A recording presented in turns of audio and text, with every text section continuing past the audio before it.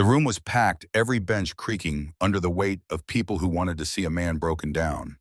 The air smelled like old wood and cheap coffee, but under it all was something sour, something no one wanted to say out loud. At the defense table sat a black man in his late 30s, his posture straight, as if the handcuffs had never been there. His jaw locked but his eyes calm. His name was David Carter, a decorated Navy SEAL who had seen firefights on foreign soil, had carried brothers out of burning buildings in the middle of combat zones, yet somehow found himself shackled in a courtroom in his own country. The judge droned on paperwork, shuffling, while his court-appointed attorney fumbled nervously beside him. Across the aisle, lounging like he owned the place, was Sergeant Blake Rowland, a local cop with decades of arrogance stacked behind his smirk. His family had worn badges for 3 generations, and you could tell he thought the law bent wherever he leaned. From the second David walked in, Roland's stare was glued to him, not just hostile, but hungry, like he'd been waiting for this moment. David sat in silence. His training had taught him composure, sit still, assess threats, don't waste breath. But that silence only stoked Roland's fire. Every time David didn't rise to the bait, Roland got louder, more brazen. A scoff here, a muttered slur there, and then the comment loud enough for the jury to hear. Uniforms don't change what he really is. The words slipped into the room like venom. A couple people gasped. Even the judge looked up. David didn't move an inch. His lawyer tried to argue to point out the holes in the case, but the judge's voice was flat, like he was just checking boxes.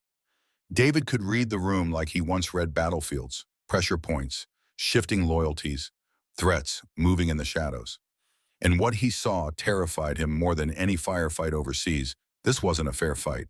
Captain Elena Torres, a fellow officer who'd served beside David, took the stand and spoke with fire about the lives he had saved. 6 men dragged out of the line of fire because David refused to leave them behind. And Rowland couldn't take it. He barked out a laugh, dripping sarcasm. Another hero bedtime story, huh?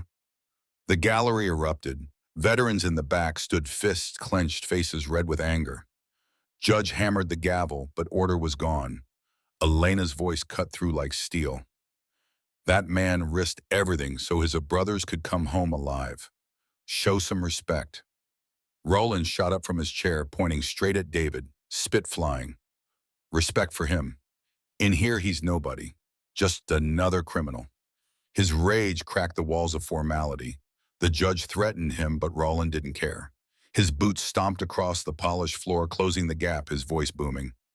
You think you're better than me because you played soldier. You think that makes you untouchable. David finally turned his head. Calm eyes, controlled breath. And for Roland, that calm was unbearable. He lunged. The first punch came fast, aimed for David's head. But David's reflexes had been honed by the best warriors alive. Still seated, he deflected with one smooth motion, effortless like brushing off dust.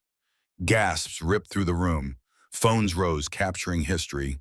Humiliated, Rowland lunged again, this time trying to grab his throat. David rose slowly, towering, deliberate. His hands shot up, clamping around Roland's wrist, stopping him cold. He didn't twist, didn't break, just held him there, steady as stone. That's enough, David said, his voice quiet, the kind of quiet that makes the world freeze. The room went dead still. Here was a man trained to dismantle enemies in seconds, but instead of unleashing fury, he showed restraint. True power wrapped in calm. Roland struggled, panting, face red. You can't. This isn't over. Yes, it is, David whispered, releasing him. The words hung heavy, but he was wrong, it wasn't over. It was just beginning. The heavy courtroom doors blasted open. A line of military police marched in, boots thundering.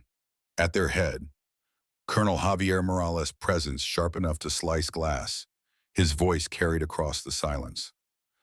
Petty Officer David Carter, by order of the Department of Defense, you are placed under federal protection. These proceedings are suspended.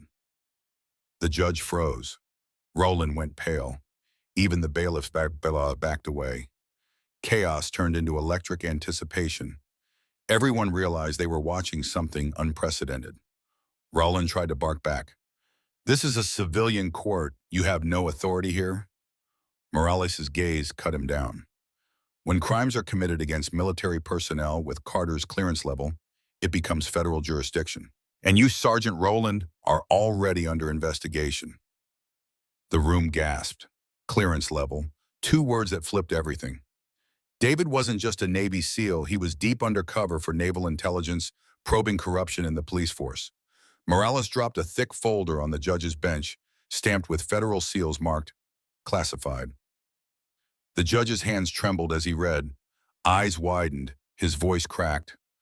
This says Rowland has been under surveillance for 18 months. David finally spoke steady and low. The charges against me were manufactured to destroy my investigation. Rowland knew I was close. He tried to bury me before the truth buried him. The evidence was devastating: recorded calls, secret meetings, unexplained deposits in Rowland's account, entire case he sabotaged for bribes. It was all there, undeniable. Rowland's shoulders sagged, his arrogance evaporated, leaving only fear. The judge's voice boomed now with conviction. Sergeant Rowland, you are charged with conspiracy evidence, tampering, civil rights violations, and assault on a federal agent. The gavel cracked. Rowland was cuffed where he stood, his career ending in chains. Applause erupted, but David raised a hand. The room fell silent. His words rolled like thunder. This isn't about revenge, it's about justice. Because every day people without federal protection face what I faced. They deserve justice too. Captain Torres saluted. Veterans in the room followed one by one. Even the military police joined. It wasn't just a salute to a man, it was a salute to what he stood for. Weeks later, Rowland sat in a federal prison with 15 years stamped on his fate. A dozen other officers fell with him. The department was gutted, rebuilt under federal supervision. And David?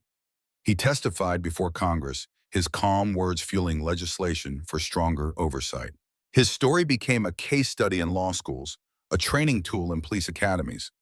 And when reporters asked him how he stayed calm while being attacked in open court, he answered with a quiet smile. Strength isn't about how hard you can hit.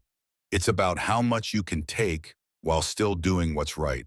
Sometimes the most powerful weapon you have is restraint. Today, that very courtroom bears a plaque. Justice delayed is justice denied, but justice served with patience and truth endures. David Carter returned to service, this time leading a special unit rooting out corruption. He'd seen what unchecked power could do, and he carried the scars, but also the conviction to make sure it never thrived again. And Rowland, he sits in his cell, no smirk left, just regret echoing off the concrete walls. Some say he found religion.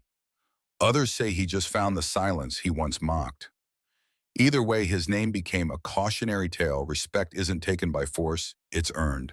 Now I'll leave it with you. What do you think? Was David right to hold his ground without striking back? Or should he have fought fire with fire? And do you believe laws can truly fix corruption? Or does change have to come from within the people wearing the badge?